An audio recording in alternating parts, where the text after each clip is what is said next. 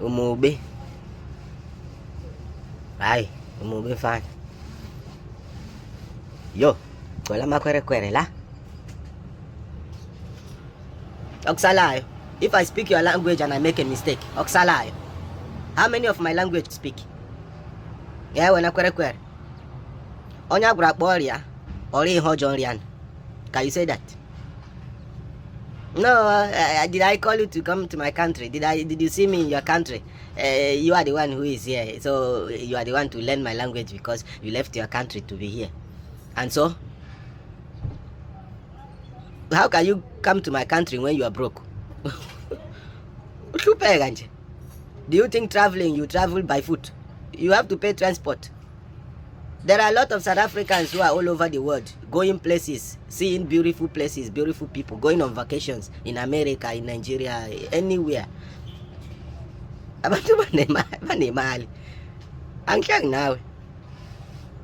you need money to travel, so you can learn new things, learn new languages, for fun. Don't use hatred and cover your poverty. You poor, you can't go around to see places because you don't have money. Now you're using it to attack the people who managed to come here to see your place and appreciate your place. You're hating on them because now you feel like it's not you are not supposed to travel. So you are like a tree, you are planted in your country. You are not supposed to go around and see places. You are poor, that is why. Don't use hatred and cover your poverty. If you have money now, you can even fly. Namtanje, you go to Nigeria and see Lagos. See how places are there. Buy nice food, taste their food, listen to their language, whatever. Then you come back. You go to America, you come back. Or you can go, you stay that side. There are a lot of South Africans who are doing very well out of South Africa. Then they have money. So you can call me Kwere Kwere, it's fine. But Oksalayo. Danko. Yes, we actually very important. Without us, this nation is gonna be so boring. Because that's the biggest topic. Even like with TikTok. Gunzema.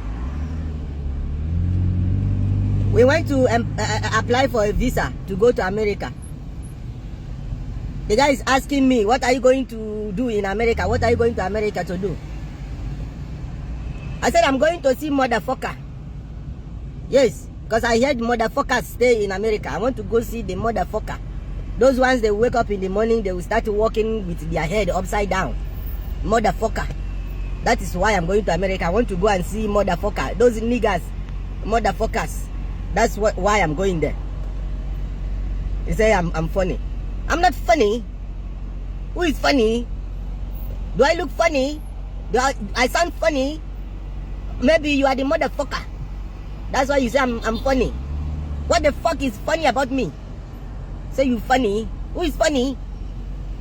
Danko. The number of adolescents getting pregnant in schools in South Africa is rising significantly. The recent statistics released by Amnesty International South Africa show girls as young as 10 years old are giving birth. According to South African law, children below the age of 12 do not have the capacity to consent to sexual activity. Sexual intercourse with a child below the age of 12 is considered rape.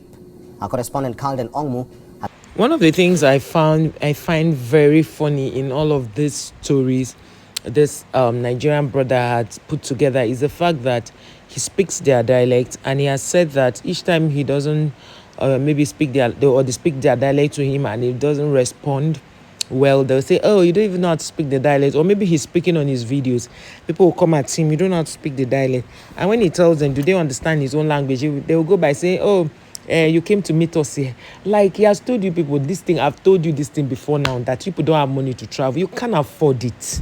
Like these Nigerians, I say Nigerians are always traveling because we can afford it. In Nigeria, a man will sell his property, like property, either his land, his house, and he will live with his family.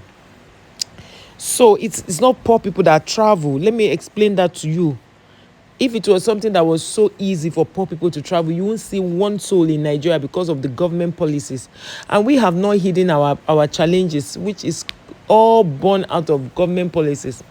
There's none of these things that were done based on people's attitude or anything. It still boils down to government policies. And you won't tell me that your own government is doing better for you either. So this African government or African leaders or African rulers, they are not leaders, because leaders lead by example. They do things the right way. They ensure that everybody is well taken care of. But a ruler calls the shots. Anything goes. So I expect that we should use this opportunity, all this energy we are using to drag each other, to put our leaders to do the job they were voted into power to do. Yes, because it's so sad how people will go into power and then in a few years they are out and they seem not to have done anything, because when they entered into power, instead of them to concentrate on things that have brought them into power, they left it to do something else. So these underage girls are girls that they need to put their eye, on, because it doesn't make sense for a child to be at 30, you're already a grandmother, because apparently you were maybe 12 when you gave birth to your own child, because this girl who has given birth was 11 when she took him. She had given birth at 12. So imagine that baby becomes a girl, grows into getting to 13, 14, and also gets pregnant. So at let's say before you're 15, you're already a mother. So your child grows, and you are 30, that child is already having a child. Because the truth is, the cycles keep going. And this is why I tell women, I tell parents, father and mother, be very deliberate about parenting. Because whatever you don't break in this your generation, it will follow your children. And you know how heartbreaking that will be. So if it is poverty that is your challenge, break that barrier, so that your children will live a debt-free life, how will I put it, a broke-free life. So all of those things will just help your children come out looking tops. But if you just feel you're like a desical, you're just looking for something that will give you food today, and it finishes, then there's a problem. Now, and I was telling someone the other day, I said, if I had started content creating far back 2019 into 2020, it would have been so easy, because then I was going to the market every day, because I was cooking a lot for people. I was going to the market every day, and I was seeing content I should have been doing record of. I was not recording. I was not into content that time. I was still saying, oh, because my own idea for content was just for me to be cooking. Just a food show was what I was thinking about. I never thought of politics. I never thought of gist. I never thought of reaction. I never thought of other things like telling stories and all. All my concentration was just on food. I love to cook. So imagine if I'd used that time. So in everything we do, there are times and seasons. Because there are times that, okay, when you're much younger, there are certain activities you could do. But as you age, there are some things you will not want to do anymore. Not just that you will not want to do, you will not be able to do. You do not have the capacity to do them because of age. And that's why it's usually good for anybody who wants to marry. They say marry when you are very young. Like for the guys, for the women, it's understandable, because the woman will not be the one to go and tell the man, marry me. But for the guys, why stay till you are 40, 39 before you get married? Like in my family, none of my siblings, male and female, who are married, got married at even 30. Everybody got married in their 20s. All my siblings are married today. They all got married in their 20s. I remember my brother he just turned 29 when he got married. He just turned 29. A few months later, he got married. So it's a whole lot. It's a whole lot. So everything you are doing, a child should be able to go through the process of being a child. Don't cut short her being a child. Allow her go through the ranks, so that she doesn't jump a class. Because if you make a child to give birth to a child, just imagine the future of that child. If not that, maybe there are some parents that might still guide the child to go back to school. And once a child understands a man's body and her body, and that child will be difficult for that child to adapt. So now the parents will still fall back and taking care of that child. So imagine that the mother is 30 and then she finds a man that will marry her. and then she already has a grandchild, as it make it make sense.